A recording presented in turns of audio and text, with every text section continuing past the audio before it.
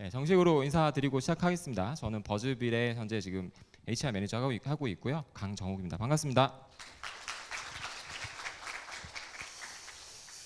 네, 제 소개는 저도 소개를 드릴 수 있고 몇 가지 특이한 점이 있긴 한데 그래도 이따가 분량이 좀 모자랄 것 같아서 제 소개는 좀 넘어가고 간략하게 그래도 회사 소개를 좀 드리도록 하겠습니다. 회사를 이해하는 것이 이따가 제가 말씀드리는 거에 연관이 좀 있어서 드리고 이번에 또 컨퍼런스 또 저희 스폰도 해서 잠깐 알릴까 해서 했는데 혹시 버즈빌 아시는 분들 계실지 모르겠는데요.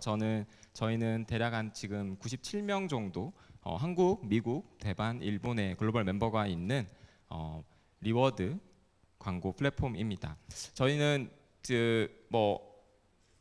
몇 가지 특징이 있는데 그 중에서는 기업 문화가 좋은 스타트업으로 많이 알려져 있고 실제로 기업 문화에 굉장히 많이 신경을 쓰고 있는 회사이다라는 점을 말씀드릴 수 있을 것 같고요. 제가 OKR을 강연하게 된 이유는 버즈빌 이전 회사도 있었고요. 이전 회사에서 제가 2016년에 OKR을 도입해 보는 일이 있었어요. 그때 그리고 일정의 성과도 거두었지만 일정의 좌절도 경험했었고 그리고 나서 이제 버즈빌로 이직하게 되었는데 버즈빌에서는 이미 OKR을 사용하고 있었습니다. 사용하고 있었고 이걸 제가 이제 들어와서 좀 더 확대해서 전사적으로 좀 확대하는 역할을 했고 그렇게 어찌 보면 좀 어려움도 있었고 또 굉장히 성공적인 케이스를 보면서 그 사이에서 이러한 점이 중요하겠구나라고 정리된 제 나름의 것이 객관적인 증명된 사실은 아니라는 점 미리 말씀드립니다. 네, 이렇게 먼저 배경을 좀 말씀드리고요. 목차는 이렇습니다. 저는 HR 매니저인데 왜 에자일을 공부해야 될지에 대한 내용을 좀 나누고 제가 이해하는 에자일 조직 문화의 특징 그리고 OKR을 이제 이해해보는 시간 그리고 어떻게 멋진 파트너가 될 수 있을지 친구가 될 수 있을지에 대해서 마지막으로 정리하도록 하겠습니다.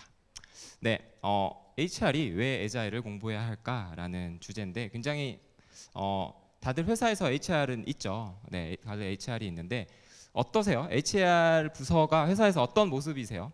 어떻게 여러분 HR을 바라보세요?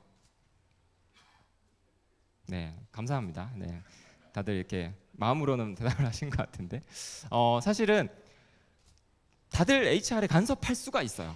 각자 연관되어 있다 보니 그런데 또 그러다 보니까 다들 이렇게 손가락을 쥐고 있는데 HR로 굉장히 논쟁은 많은데 이 정답이 잘 나지 않는 것이 HR이기도 한 것 같아요. 참 어려운 것 같아요. 왜냐하면 얽히설키 연결되어 있는 게 워낙 많다 보니 다들 개입할 수도 있고 간섭할 수도 있지만 딱 정답을 내기는 참 어려운 그런 것 같은데 사실 생각해 보면 우리들이 느끼는 HR은 좀 보수적인 성향들이 있습니다. 뭐 했다면 안 된다 그러지 않나요? 이거 해주세요 그럼 안 돼요. 왜냐하면 아무래도 이제 노무나 이런 걸 책임져야 되고 회사의 보수성이 필요한 부분이 있거든요. 그걸 HR이 전문성을 갖고 있기 때문에 안 된다는 얘기를 많이 함에도 불구하고 왜 지금 HR이 가실까 생각을 해보면 아마 이 말인 것 같아요. 네, 소프트웨어가 세상을 삼키고 있기 때문이 아닐까라고 저는 생각을 해봅니다.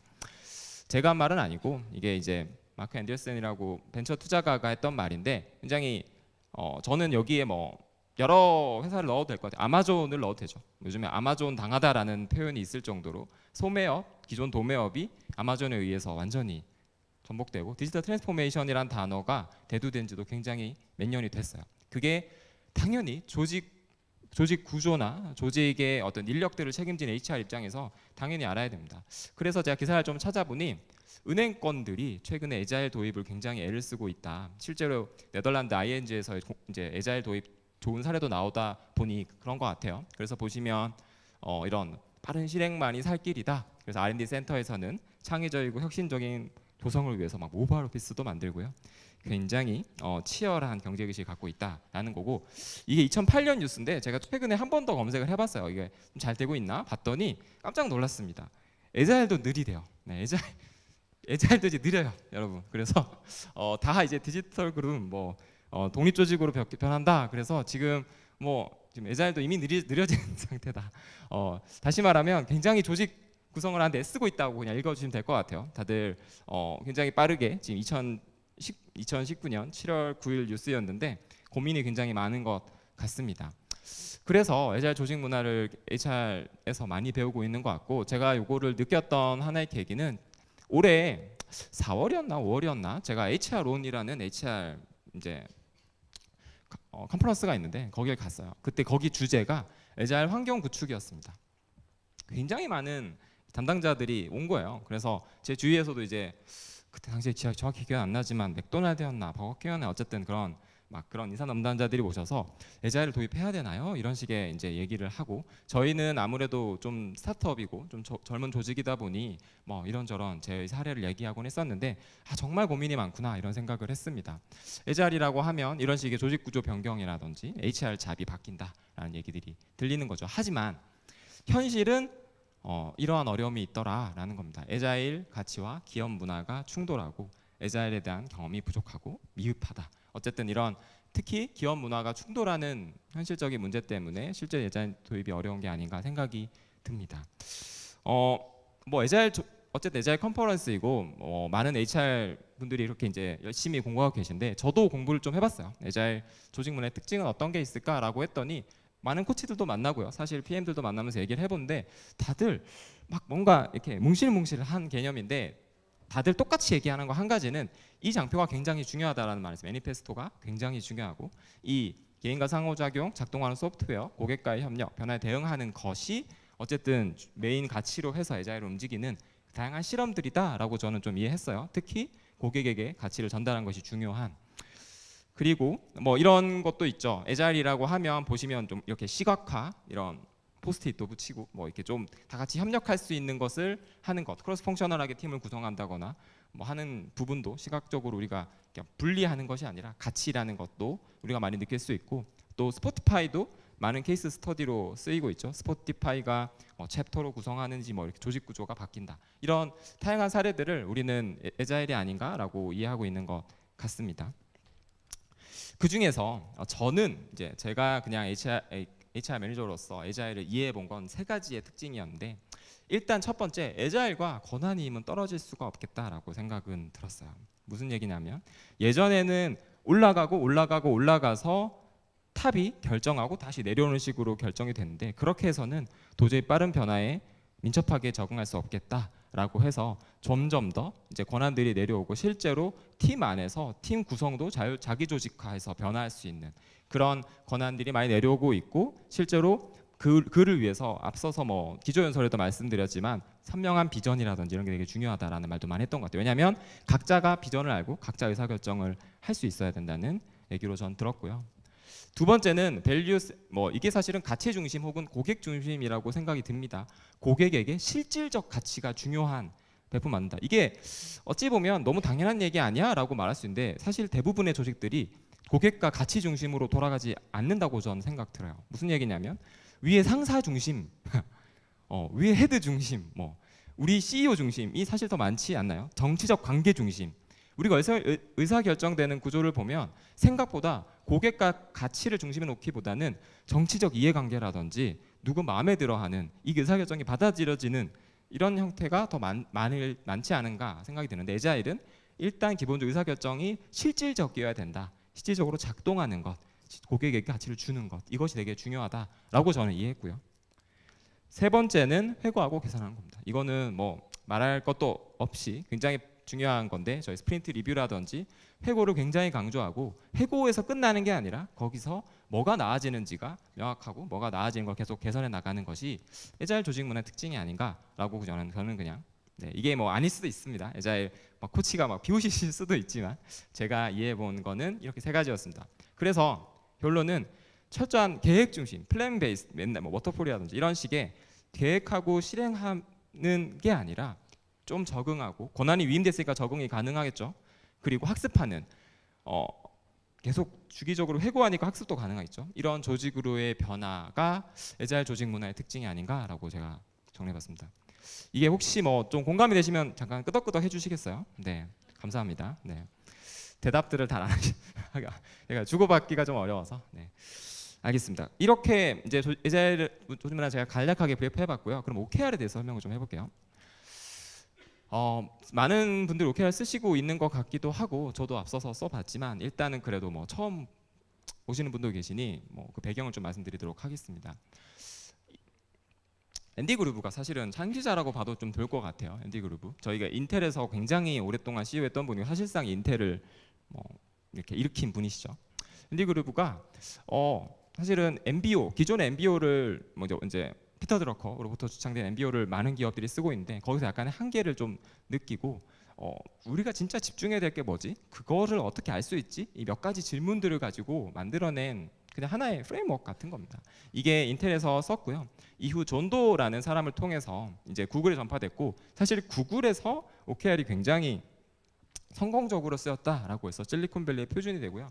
실리콘밸리의 표준이 되면서 국내 스타트업들 특히 이제 스타트업들은 기존의 성과 관리 체계가 없는 회사들이 많아요. 그런데 성과 관리 체계가 없는 회사들이 이왕 시작할 거라면 구글이 하는 것이 좋지 않을까 이런 생각을 했을 수도 있을 것 같아요. 어쨌든 많이 받아들여져서 지금은 꽤 국내에서도 많이 쓰이고 있는 것 같습니다.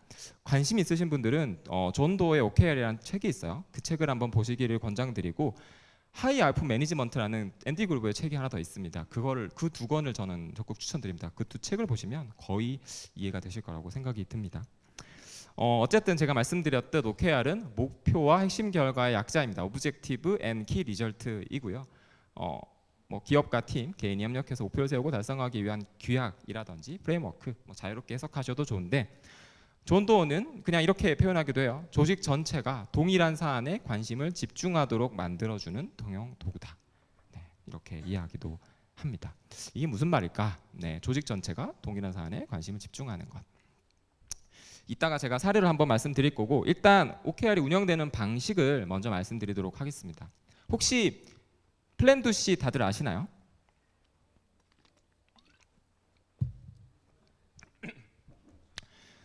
네, 제가 이게 무슨 얘기지? 제가 플랜2C를 가져온 이유는 가장 여러분들이 이게 별거 아니다라고 제가 사실 말씀드리고 싶어서 가져왔습니다. 그러니까 우리가 플랜 계획하고 실행하고 회고하는 게 다예요. OKR도 실제로 그렇게 이루어집니다.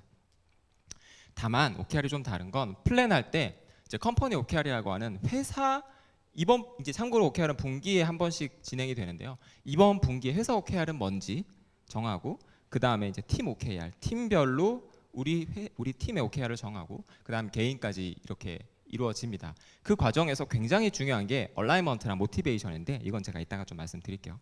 어쨌든 그렇게 OKR이 설정이 되고 각자가 이제 개인별 OKR을 갖게 되는데 OKR 특징 중 하나는 모든 OKR이 다 전사 공유된다는 거예요. 전사적으로 공유된다는 게 되게 특징입니다. 네.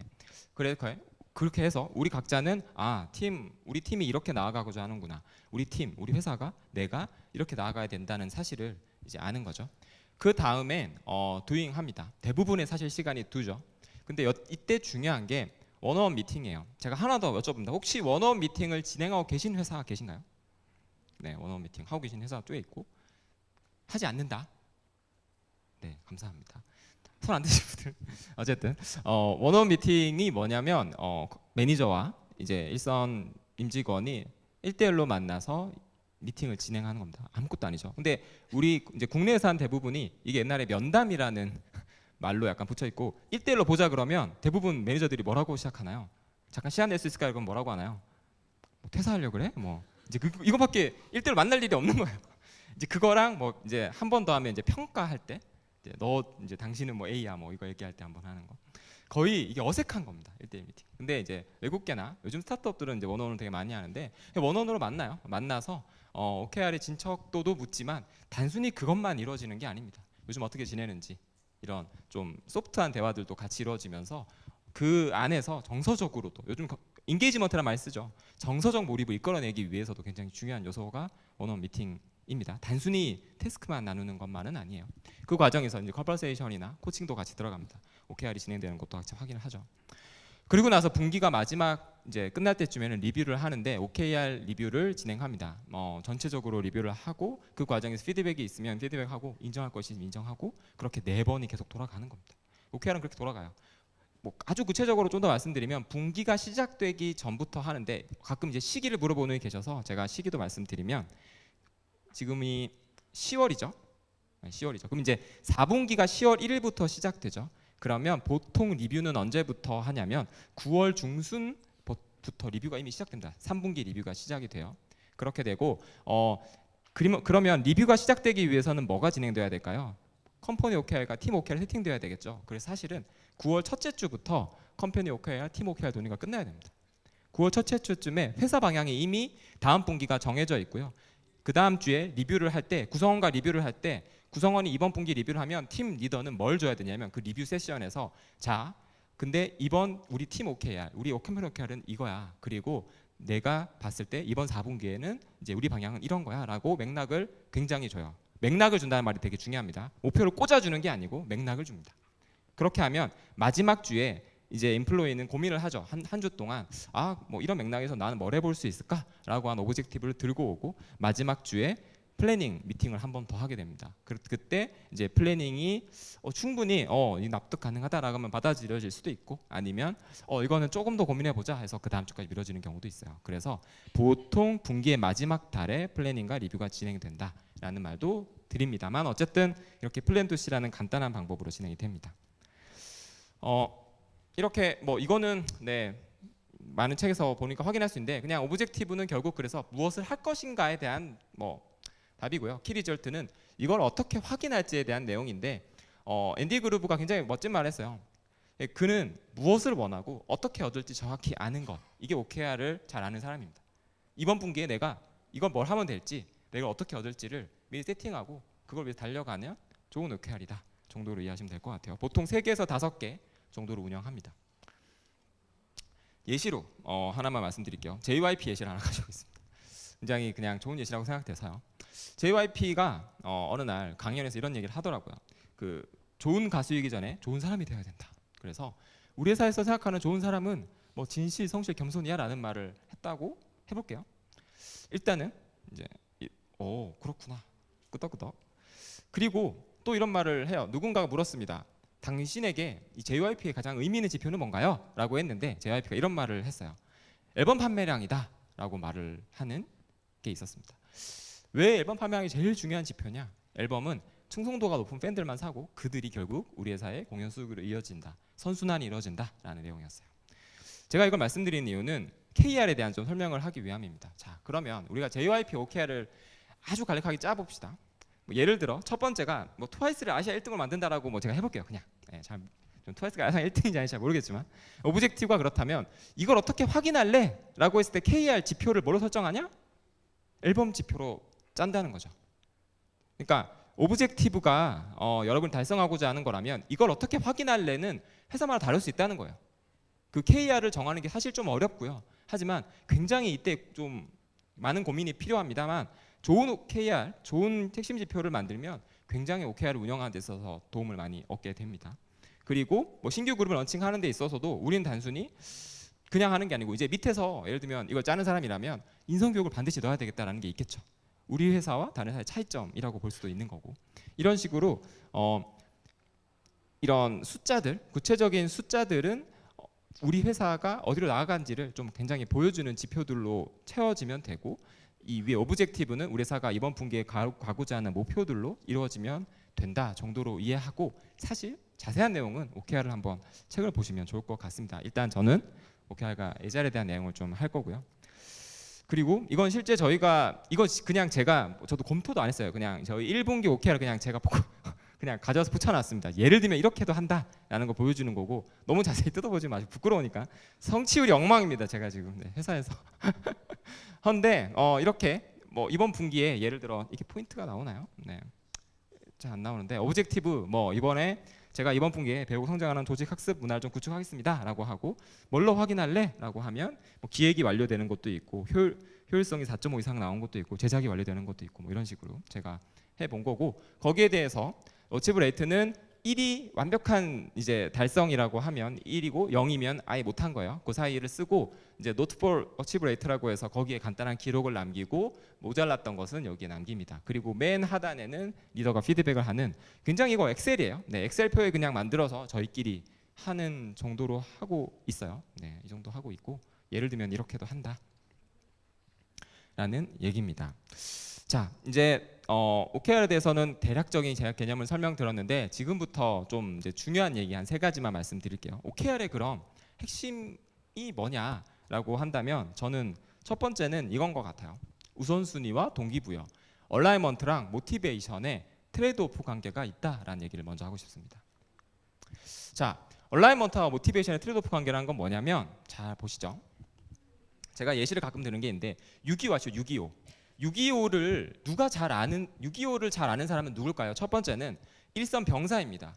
진짜 6.25를 몸으로 경험한 거예요. 총도 맞고요. 막 정말 전쟁터에서 싸웠어요. 이 사람은 너 6.25 해봤어? 라고 말했을 때 너 뭐 전쟁터에서 정말 뭐 싸워봤어? 라고 말할 수 있어요. 내가 6.25를 안다라고 말할 수 있겠죠. 근데 또 한편으로 이렇게 볼 수 있어요. 6.25를 잘 아는 사람은 사령관이에요. 사령관. 저 멀리 전장에서 어떤 전략적 포인트가 있는지 알고 6.25에서 어떤 일이 전략적으로 일어나는지를 아는, 하지만 전장에서 한 번도 가보지 않은 사령관도 있어요. 둘 중에 누가 6.25를 잘 아는 사람일까요?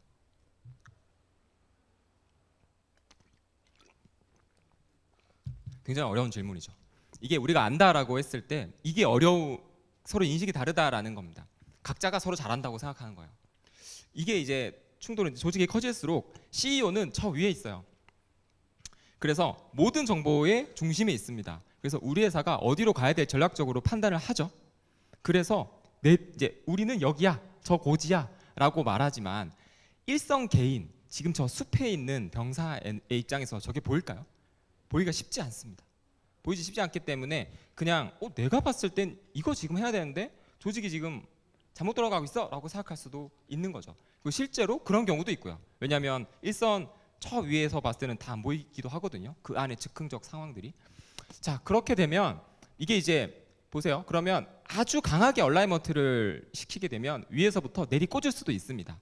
너 이거 해, 너 이거 해, 이거 해. 그러면 개인의 입장에서는, 조직 전체 입장에서는 얼라이먼트가 되게 강화되지만 개인 입장에서 모티베이션 어떻게 될까요? 떨어지죠. 즉 그러하고요. 반대로 그냥 아니야, 바텀업으로 하자.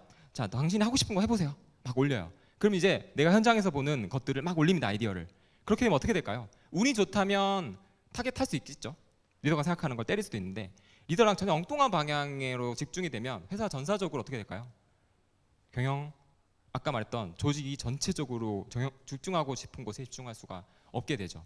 그래서 저는 얼라이먼트와 모티베이션이 트레이드오프 관계가 있다라는 겁니다. 위에서부터 내려온 걸 강조하면 밑에서의 동기부여 뺏길 수 있고요. 반대도 마찬가지다. 그럼 OKR은 어떻게 해야 될까요? 이때 가장 중요한 건 바로 어딜까요? 맨 위일까요? 중간일까요? 그 마지막일까요? 여러분 어딜까요? 네, 다들 뭐 말씀하시는 것 같은데 네, 중간입니다. 중간. 최고의 팀은 하향식 목표 설정과 상향식 목표 설정 사이의 긴장 속에서 존재한다라는 말이 가장 중요하고 사실은 여기입니다. 잘 보시면 그 사이에 가교 역할을 하는 게 중간 관리자예요. 그리고 밑에서는 조직 방향을 알 길이 없어요. 제가 아까 그래서 맥락을 전달한다고 말한 게 그런 겁니다. 자, 팀 리더 미팅 안에서 위에 단위가 정해졌어요. 우리가 이렇게 가야 되는구나. 그러면 팀 리더가 해야 될 일은 밑에다 뭘 해야 되냐면 찍어 내리는 건 아니고, 자, 우리가 이렇게 갈 거야. 이 방향으로 이제 유도를 좀 하기도 하고 필요한 경우에 찍기도 해야 되는 거죠. 그리고 밑에서 올라온 아이디어를 필요한 경우에는 위에 반영도 하고 전략 경우에 보고해야 되는 그 중간 가교 역할이 가장 중요하고, OKR에서도 이 구성원과 이 1차 매니저와의 이 목표 조율 그리고 1대1 대화가 가장 중요한 요소라는 걸 제가 말씀드리는 거예요. 실제로 해보면 이게 이미 잘 건강하게 되어 있는 조직은 OKR 받아들이는데 크게 문제가 없는데요. 이런 것들이 굉장히 어색하고 해본 적이 없고 어려워하는 조직은 OKR을 쉽게 받아들이기가 굉장히 어렵습니다. KPI라고 하면 KPI는 보통 이거죠. 그냥 얼라이먼트를 강조하는 거죠. 자, 이거 할 것도 없어요. 그냥 올릴 것도 없고 내릴 것도 없어요. 매니저가 할 일이 별로 없어요. 매니저가 최초의 경영 전략만 잘 짜고 숫자만 짜는 거지 그 사이 대화가 없잖아요. 근데 OKR은 모티베이션을 올려야 한 매니저의 굉장히 의무가 있다 보니 굉장히 난이도가 낮지 않다라고 말씀드릴 수 있을 것 같고, 여기가 되게 중요한 거죠. 자, 첫 번째는 그러고 두 번째는 스트레치 목표입니다. OKR의 이제 KPI와 다른 점이고, 참고로 이 세 개도 그냥 제가 생각한 겁니다. 이게 뭐 정답이 있는 건 전혀 아닌데, 생각해 보면 이제 조직에 있으면 처음에 신입사원일 때 굉장히 막 창의적이고 막 담대하고 도전적인 목표를 막 내요. 그러다가 어느 순간부터 목소리가 없어지고 조직에 이제 순응하는 일들이 벌어지는데, 왜 그런 일이 벌어진다고 생각하세요, 여러분? 잠깐 생각해 보시라고 시간을 드렸습니다.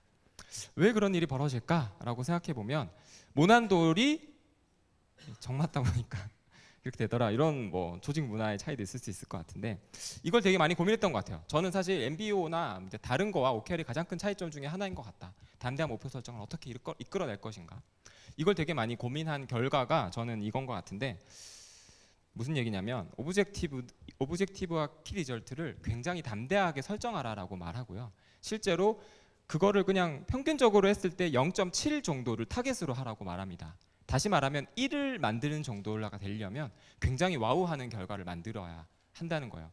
자, 그렇게 했을 때 구성원들은 뭘 느끼죠? 어떤 감정을 느낄까요? 그렇게 해놓고 나중에 나를 평가할 때 어떻게 하려고? 뭐 이렇게 이해되시죠? 자, 그래서 저는 이걸 얘기할 때 꼭 말씀드리는 게 평가인데, 그 전에 이걸 한번 보시죠. 이건 존도우의 OKR이라는 책에서 제가 스캔한 건데 굉장히 좋은 예시라고 생각돼서 가져와 봤습니다. 자, 보세요.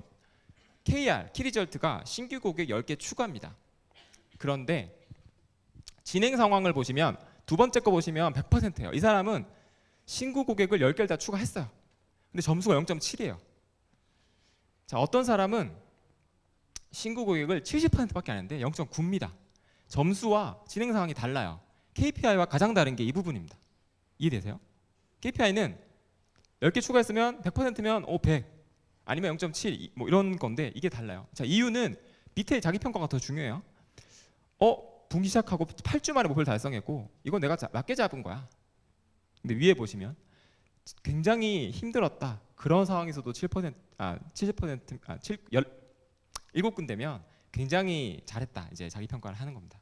자, 정량과 정성의 차이기도 합니다. 정량적으로 보면은 도달하지 못했지만 정성적 평가에서는 매우 높은 평가를 얻고 있는 거죠. 이게 바로 OKR의 굉장히 중요한 요소고, 앞서서 말했던 거 연결되기도 하는 내용입니다. 다시 말하면 그리고 다시 한번 말해보면, 저희가 만약에 OKR의 KR, 키 리절트의 달성률만 가지고 평가를 하면, 그리고 달성률이 매우 높은 사람들을 좋은 평가를 주면 어떤 일이 벌어질까요? 내년도에 어떤 일이 벌어질까요? 목표를 낮게 세워요. 그거를 방지하기 위해서 저희도 이거 어떻게 커뮤니케이션 할까 고민하다가, 이건 저희 온보딩 자료인데 이렇게 저희 커뮤니케이션 했습니다. OKR은 평가인가요? 평가가 아닌가요? 라는 질문에 제가 답변 드릴 수 있는 건, 어치브 레이트는 평가가 아니다. 그러니까 그거 달성 낮다고 해도 당신의 평가 아무 상관이 없다. 하지만 정말 OKR 자체가 아무것도 아니에요 라고 말하면 어떤 일이 벌어질까요? 아무도 OKR에 신경을 안 써요. 그것도 안 돼요. 그래서 이거는 평가가 아니지만 OKR이 진행되는 과정, 그간의 대화는 정말 평가에 속한다. 근데 아이러니하죠. 근데 이 애매함을 이해해 주셔야 돼요.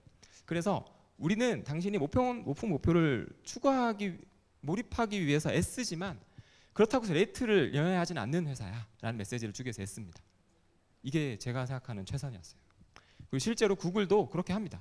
OKR의 달성도를 그렇게 따지지 않아요. 실제로 사실 피어 리뷰랑 리더 리뷰를 더 중요하게 여긴다고 합니다.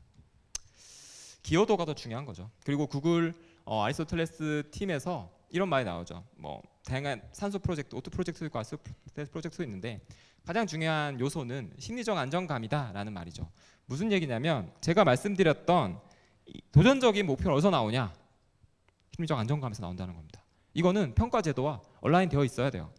아무리 팀에서 심리적 안정감을 주려고 노력해도 평가가 그렇지 않다면 OKR은 뿌리 내리기 어려운 거죠. 이것이 제가 생각한 OKR에 되게 중요한 점이 아닐까 생각을 했고, 그러한 심리적 안정감 위에서 이제 상호 의존하면서 고성과를 낸다, 뭐 이런 내용이었습니다. 마지막 OKR의 특징은 리뷰와 피드백입니다.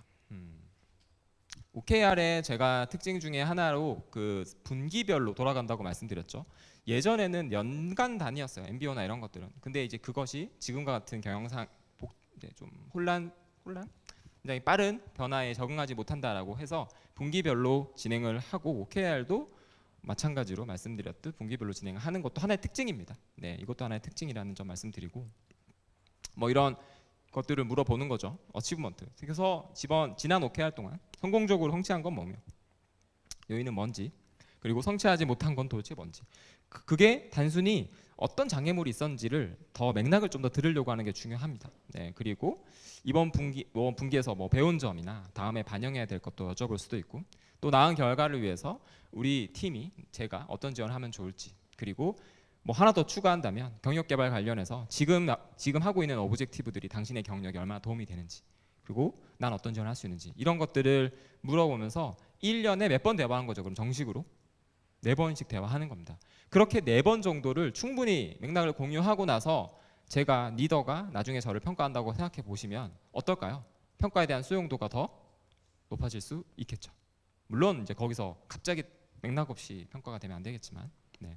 그래서 전 이렇게 크게 생각을 해봤는데, 자, 이거를 넘어서는 한 가지 더 중요한 요소가 있습니다. 제가 여기 HR 담당자분들이 아닐 거라고 생각해서 넣지는 않았지만, 이거를 압도하는 한 가지 더 변수가 있는데, 그게 뭘까요?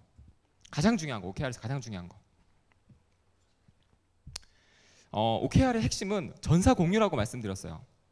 전사 목표 공유. 그러니까 모든 사람의 모든 목표를 공유한다. 거기에 누구도 해당될까요? CEO도 해당됩니다. CEO의 목표를 공유할 수 있는가? 전사 구성원에게 굉장히 어려운 질문입니다. 대부분 공유 못해요. 진짜 어려운 질문입니다. 제가 근데 이 얘기를 하는 건, 이건 이제 담당자 입장에서 고민해야 될 요소여서 제가 이 강의에서 뺐지만 굉장히 어려운 요소인데, 반대로 말해볼게요. CEO가 자신의 OKR을 충실하게 한다면 그걸 보는 구성원들은 어떤 엔게이지먼트가 일어날까요? 일어나죠. 네. 굉장히 양날의 검인데, 이것 때문에 제한도 받지만 이게 가장 강력한 OKR의 본보기로서, 리더들이 각자 본보기로서 딱 보여주는 메시지입니다. 모두가 한다. 그래서 할 거면 정말 제대로 해야 돼요. 전 OKR 섣부르게 도입하는 조직을 보통 뜯어 말리는데, CEO가 정말 할 준비 됐는지, 심지어 안정감을 만들 수 있는 평가를 얼라이먼트 시킬 수 있는지, 일선 리더들이 매니지먼트를 늘리고자 하는지, 리뷰랑 피드백을 충실할 수 있는지 등등, 이런 요소들이 잘 정리됐을 때 OKR은 굉장히 파워풀한데, 안 하면 못한 경우가 더 많다고, 네, 저는 좀 생각이 듭니다. 어쨌든 OKR에 대해서는 이렇게 좀 정리해봤고요. 자, 그렇다면 오랜만에 친구를 쳐보니까 이게 좀 생각이 나서 친구라는 영화가 떠올랐는데, 자, 에자일을 제가 앞서서 말씀드렸고 OKR을 말씀드렸어요. 그러면 이 둘이 친구가 될 수 있을까라고 제가 좀 생각을 해봤습니다. 앞서서 말씀드렸던 에자일은 이런 특징들이 있었어요. 권한이 위임되고, 이제 고객과 가치 중심으로 이제 프로덕트를 만들고 피드백하는 형태가 있었고, OKR은 위에서부터 내려오지만 밑에부터 올라오는 아이디어들 접점에서 굉장히 좋은 인게이지먼트를 올릴 수 있고, 또 심리적으로 안정적인 문화 위에서 도전적인 스트레치를 이끌어낼 수 있고, 또 분기별로 리뷰하고 피드백하는 게 굉장히 활발하다라고 정리를 해볼 수 있습니다. 그렇다면 OKR과 에자일은 어떤 공통점이 있을까? 여기서부터는 약간 논리적 비약이 있습니다만, 그냥 제가 생각을 해보면, 일단은 소규모 다기능 조직이라고 해볼게요. 일단 하나씩 해봅시다. 권한이임이라고 했을 때, 권한이임 팀에서 무언가를 결정하기 위해서 어떻게 해야 될까요? 팀 안에 최소한 그걸 논의할 수 있을 최소한의 그 관점이 있어야 되겠죠. 예를 들면 개발팀 스스로 개발자만 있어가지고 의미 있는 의사결정하기 정말 쉽지 않죠. 그래서 요즘에 계속 크로스 펑셔널 팀이 얘기가 나오는 게, 왜냐하면 권한을 주고 싶어도 권한을 위임했을 때 그 관점을 종합적으로 정리해서 뭔가 결정을 해야 되는데, 그거를 이제 요즘엔 최근에 목적 조직으로 많이 풀고 있죠. 그리고 실제로 그렇게 소규모가 됐을 때 권한이임이 조금 더 의미 있어진다라는 평가이고, 자, OKR도 비슷합니다. 저희가 이런 경우도 있어요. 저희는 지금 현재 목적형 조직도 있고 기능형 조직도 있는데, 목적형 조직과 기능형 조직에 둘 다 중간에 포함되는 사람은 그럼 어떻게 해야 될까요? 물을 수 있겠죠. 어떻게 해야 될까요?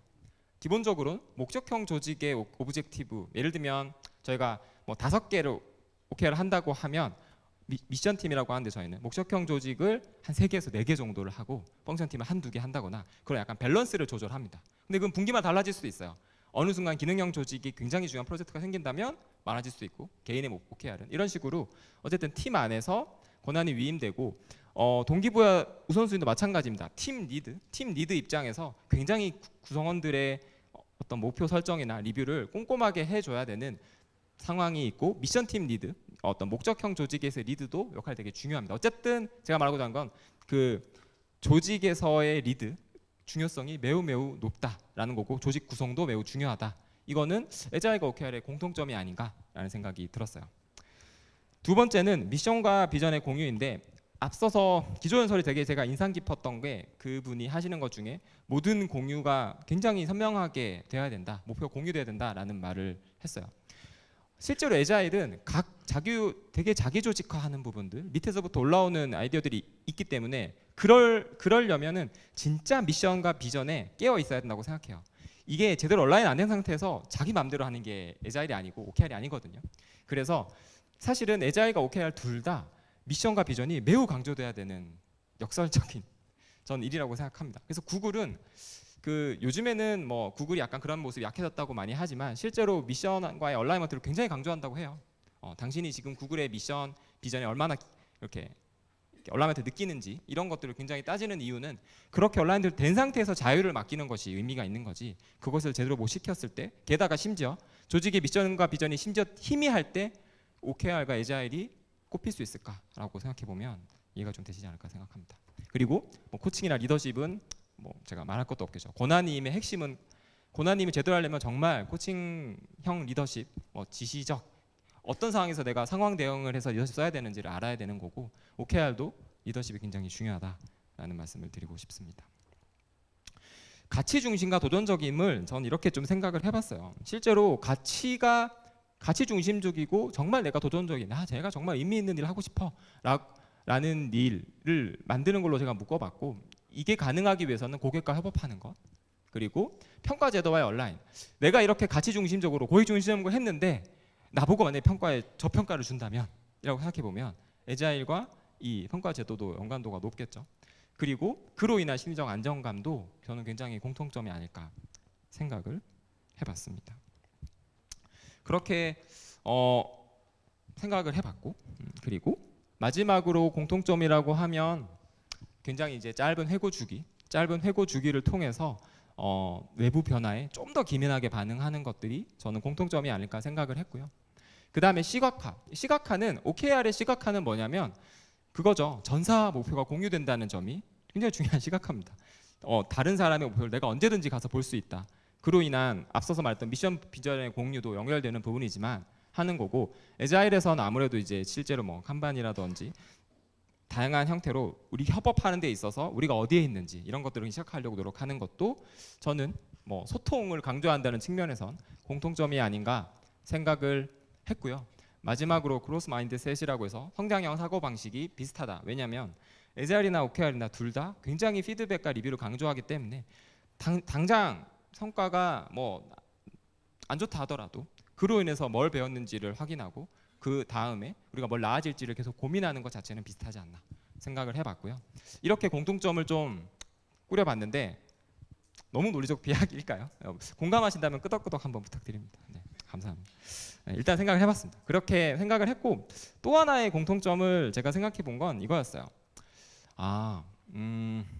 빙산으로서의 비유가 굉장히 적합하다. 에자일도 OKR도 무슨 얘기냐면 OKR을 따라하기 굉장히 쉽다는 얘기입니다. OKR 그 겉으로 보이는 거 따라하는 거 그렇게 어렵진 않아요. OKR 툴 주고요. 오브젝티브 키를 써, 제출해, 분기별로 작성해, 리뷰해. 굉장히 쉽게 할 수 있습니다. 하지만 에자일도 좀 비슷하다고 생각해요. 에자일 프랙티스, 에자일 코치 채용하고 자 이제 이렇게 가는 거야 하고 시각화하고 고객과 협력하고 이런 거 할 수 있어요. 기능 조직 만드는 것도 더할 나위 없죠. 만들면 돼요. 그런데 사실 그거는 보이는 프랙티스나 보이는 모습들은 빙산 일각이라는 점이 공통점인 것 같아요. 그 아래에는 진짜 보기만 해도 막막한 것들이 숨어 있습니다. 비전과 미션이 말씀드렸던 거 반복하자면 공유돼야 되고요. 일선 리더들의 코칭이라든지 리더십 트레이닝이 돼야 되고요. 심정 안정감 얼마나 어려운 말입니까? 그로 인한 성장형 사고방식, 평가 제도, HR까지.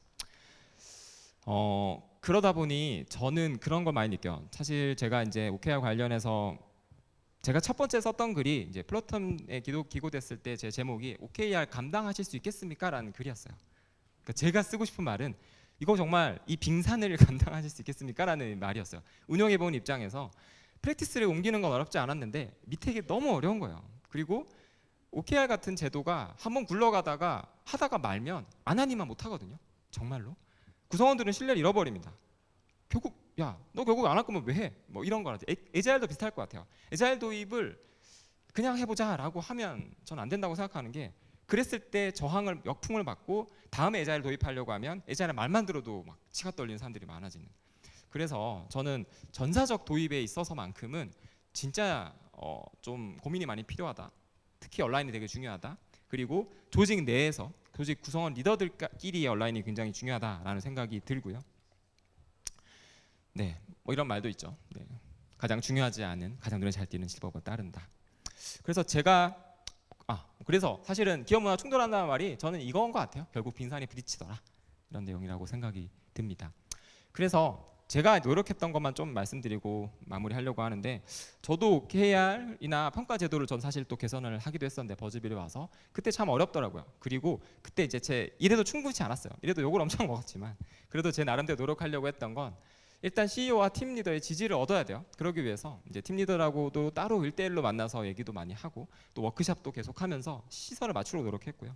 또 구성원과 신뢰를 구축하려고 몇 차례 이런 설명회하고 또 거기에 대한 질문 받고 다시 한번 2차 설명회도 하고 또 다른 HR 제도 연계를 위해서 글을 썼어요. 그래서 우리가 왜 모이고 우리가 OKR을 하는 이유는 뭐고 그로 인해서 고려하는 거, 여러분들이 염려하는 거, 이런 식으로 계속 좀 소통하려고 애를 많이 썼던 것 같아요. 그래서 저희가 이제 OKR을 쓰고 있고, 심지어 저번 달에도 한번 저희 OKR 리뉴얼이 함이 있었습니다. 저희가 원래 3개에서 5개 정도 오브젝티브를 했는데 쓰다 보니까 약간 좀 너무 일상적이 된 느낌이 들고 우선순위가 잘 안 잡히는 것 같아서 우리가 저번 달부터는 3개로 줄여보자, 오브젝티브를. 그냥 그렇게 말하고 전체적으로 또 3개로 줄였어요. 그러니까 정답이 없다는 겁니다. 저희도 계속 하고 있지만 여전히 어려워하는 분들도 많고 하지만 계속 그 과정에서 지금 우리에게 최적한 걸 맞춰가는 과정에 있다 정도로 말씀드릴 수 있을 것 같고, 그 실험은 또 나중에 또 피드백을 받아볼 수 있을 것 같아요.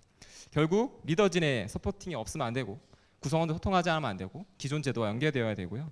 무엇보다 계속 이걸 살피고 개선하려는 노력이 필요한 것 같다라고 생각이 들고, 그래서 저희는 사실 마지막으로 딱 10초만 광고하겠습니다. 저희가 에자일 코치를 뽑고 있어요. 저희가 이런 OKR을 하면서 만들어 놓은 좋은 토대 위에서 함께 에자일 조직을 만들어 보실 좋은 코치분들이 계시다면 저희 버즈빌 저한테 따로 찾아와 주셔도 좋겠습니다. 그러니까 에자일 문화는 저희는 좀 많이 있다고 생각하지만 사실 프랙티스나 이제 프로세스는 저희가 아직 많이 해본 게 아니어서 같이 한번 해보려고 합니다. 네, 이렇게 일단 OKR과 에자일 관계에 대해서 말씀드려봤습니다. 감사합니다. 네, 44분이고 50분에 마무리되는데 한 6분 정도 시간을 제가 했는데 질문 받겠습니다. 네, 저기 아까 하얀 옷 입으신 분인데.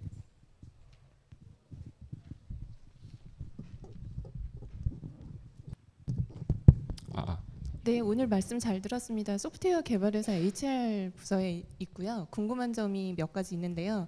첫 번째로 버즈빌에서는 중간 관리자가 제 기능을 하기 위한 훈련이나 문화가 조성되어 있는지, 아까 얼라이먼트하고의 동기부여 측면에서 그걸 중간 관리자가 제 기능을 할 수 있도록 혹시 또는 강화하기 위한 장치가 있는지 궁금하고요.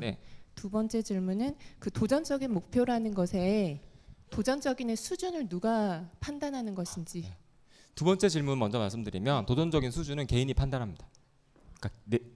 그러니까 도전적인 목표에 대해서 그렇게 막 이렇게 깐깐하게 보진 않아요. 그러니까 아무리 주관적일 수밖에 없는 거죠. 누군가에게 굉장히 어려운 것이 누군가에게 쉬울 수 있기 때문에 어느 정도 도전의 레벨은 개인이 좀 판단하게 두는 편인데, 다만 이건 리더십 스타일에 따라서 좀 다를 수는 있어요. 그리고 직무에 따라 좀 다를 수도 있습니다. 세일즈 쪽은 조금 더 그 탑다운이 좀 강한 편이고요. 세일즈는 그렇지 않은 직무는 조금 다르기도 합니다. 두 번째는 그렇고. 하나 추가 질문 드려도 돼요? 그 사내적으로 비공개 업무를 하고 있는 부서 같은 경우에 M&A라든가 뭐 이런 등등 오픈하는 내용에 그것들도 다 포함되는지. 그거는 지금 있는 버즈빌에서는 거의 그런 일이 없어서 쓰진 않고 있는데, 예전 회사에선 그런 경우가 있어서 그건 비공개 처리를 했었습니다. 비공개 처리, 그냥 전사 공유를 하지 않은 오브젝티브도 있었어요. 그리고 1번 질문에 답변 드리면, 리더들을 어떻게 그럼 리더십을 끌어올릴 거냐라는 질문에 저는 사실 리더십 트레이닝이 답이냐라고 생각은 안 들어요. 당연히 트레이닝은 해야 되지만 더 중요한 건 일상 의사결정을 굉장히 그 조직이 한 목소리를 내는 의사결정 같은 게 어렵잖아요. 그 과정에 계속 참여시키는 건데 저희는 제가 봤을 때 좀 좋은 건 저희 평가보상위원회가 있어요. 그리고 리더들이 평가보상위원회에서 전사 구성원들을 평가하는 걸 같이 의견을 나누면서 우리가 이런 사람이 좋은 평가다, 이런 사람은 나쁜 평가, 어쨌든 좀 아쉽다라는 그 기준을 굉장히 통일하는 작업이 되게 많았습니다. 그래서 그런 위원회 활동이나 그런 리더들이 다 같이 모여서 이야기를 나누는 워크숍 같은 게 종종 있고, 또 분기별로 리더십 트레이닝 세션 같은 것도 좀 넣으려고 지금 애쓰고 있고 실제로 하고 있어요. 그래서 워크숍을 할 때 리더십에 뭐 필요한 부분들을 좀 교육한다거나 하는 것도 같이 하고는 있습니다. 근데 그보다 우선되는 건 저는 위원회라고 생각돼요. 공동 의사결정 자체를 계속 연습해 보는 게 되게 중요한 것 같아요. 네, 죄송한데 앞서서 빨간 옷 입으신 분이 아까 손 드셔서 제가 먼저 좀 기회를 드리도록 하겠습니다. 그 평가 관련해서 좀 질문 드리자면은 이 OKR을 해서 0.2, 0.5, 뭐 0.8 이렇게 나왔을 거고, 그리고 평가위원회를 하신다고 했잖아요. 네. 그 점수가 최종으로 되는 거죠. 그 평가위원회에서 결정한 점수가 한 사람의 평가 최종 점수가 되는 건가요? 점수라는 개념은 저희가 없고, 네, 어쨌든 최종적으로 네네네. 합의돼서 결정됩니다. 네. 네, 그게 좀 궁금한 게, 보통 이제 리더들이 아주 정확한 잣대를 가지고 있지도 않고, 그리고 평가 제도라는 게 결국에 평가를 받고 나서 내가 일하고 싶은 마음이 되게 들어야 되고 모티베이션이 돼야 되고, 두 번째로는 이게 정말 공정했다라고 생각이 들어야 네. 이 OKR 시스템이 잘 돼 있고 평가 제도도 좋다라고 느낄 텐데, 네. 만약에 뭐 모티베이션도 별로 안 됐고 공정하지도 않다라고 느끼면 굳이 왜 써야 되나라는 생각도 들 것 같아요. 그래서 맞아요. 그 지금 시행하셨다고 했는데 과거에 했던 것과 비교해서 직원들이 이 제도 OKR 시스템 도입하고 평가를 바꾼 거에 대해서 어떻게 느끼고 있는지 좀 궁금합니다. 네, 불만이 많습니다. 불만이 많다는 건 사실 이제 평가로 가면 사실 좀 길어질 것 같은데, 제가 짧게 얘기하면 공정성이 여러 가지가 있어요. 뭐 분배적 공정성, 뭐 절차적 공정성 중에 사실 개인 좀 한 가지 이제 어려운 건 구성원들이 어쨌든 과정을 떠나서 많이 받았을 때 공정하다고 느끼는 부분도 있거든요. 다시 말하면 우리 입장에서는 나름 공정을 높이고자 하지만 구성원 입장에서는 좀 다르게 받아들이는 게 일단 있다. 그러니까 아무리 우리 입장에서는 바꾸려고 해도 구성원들의 인식은 분명한 건 거기서 이제 급여가 뭐 많이 올라가지 않는 분들은 불만이 많으세요. 하지만 중요한 건, 평가에 더 중요한 건 그분들이 인식하는 것도 중요하지만 우리가 이런 식으로 메시지를 뿌리는 거거든요. 그러니까 우린 이런 식으로 이런 사람을 더 우대해라는 메시지를 뿌리는 차원에서는 저는 완성도가 더 올라갔다고 느끼고, 실제로 팀 리더들에게 권한이 굉장히 높은 편이에요. 저희는. 그러니까 실제로 뭐 구체적인까지는 그렇지만 연봉까지도 거의 팀 리더들이 자기가 리텐션 할 수 있을 정도로 감안해서 제안하고 실제 협의해서 결정하는. 그러니까 그 개개인의 리더들이 내 팀을 내가 이끌어가기 위해서 어떻게 해야 될지를 더 고민하게 하고, 실제로 그 리더들에게 위임을 되게 많이 하는 편이어서 뭐 그런 식으로 진행하고 있습니다. 그래서 제 느낌엔 구성원들은 좀 호불호가 있고요. 하지만 리더들의 만족도는 좀 높아진 거 아닌가 생각이 들고, 실제로 전체적으로 보면 메시지는 좀 더 명확하게 전달되고 있는 것 같아요. 예전 비해선. 하지만 예전에 비해서 손해 보는 경우도 생겼기 때문에 뭐 모두가 만족한다고 말할 수는 없을 것 같아요. 네, 마지막으로 여기 남자 계신 분만 하고 마무리하도록 하겠습니다. 네, 오늘 말씀 잘 들었고요. 네. 드디어 여기 컨퍼런스에 온 보람을 좀 느낀 것 같아요. 그렇군요. 그럼 감사합니다. 제가 질문 드릴 거는 아까 네. 초반에 OKR이 3개에서 5개가 적정 수준이라고 하셨는데, 이제 그걸 또 나누게 되면 회사별, 팀별, 개인별이 있잖아요. 네네. 그 각각에 대해서 몇 개 정도가 적정하다고 생각하시는지. 그거는 네. 정말 어려운데, 처음 시작하는 입장에서 저는 오히려 하나 정도를 처음 하는 입장에서는 하나 정도를 해보는 것도 의미 있을 것 같아요. 그러니까 이거 하나 찍자라는 메시지를 주기에는 하나도 적당한데, 사실 하나 가지고 돌아가는 일은 별로 없고, 보통 운영하다 보면 3개, 5개 정도가 되더라고요. 되긴 합니다만 제가 개인적으로 느끼는 건 한 3개 정도가 적당한 것 같아요. 그러니까 역설적으로 우선순위를 굉장히 강조해야 되는데 하다 보니 5개 정도가 되고, 5개의 우선순위를 다르게 매긴다고 하더라도 조금 OKR에 약간 모든 일을 넣으려는 경향들이 다들 있으세요. 사실 OKR은 그런 게 아니거든요. 테이크 매니지먼트 툴이 아니기 때문에 모든 일을 넣는 게 아니고 중요한 일을 넣는 걸 강조하기 위해선 저는 오히려 3개 정도가 적당하지 않나 생각이 들어요. 네, 근데 이건 조직의 상황 그리고 조직에서 목표치를 관리하는 방식이라든지 따라서 사실 좀 다른 것 같습니다. 스테이지나 이런 거에 따라서 큰 조직은 그럴 수 없을 거예요 아마. 네. 알겠습니다. 일단 네, 시간이 다 돼서 뭐 따로 궁금하신 건 뭐 따로 말씀해 주셔도 좋고 여기서 마무리하겠습니다. 모두 경청해 주셔서 감사합니다. 네.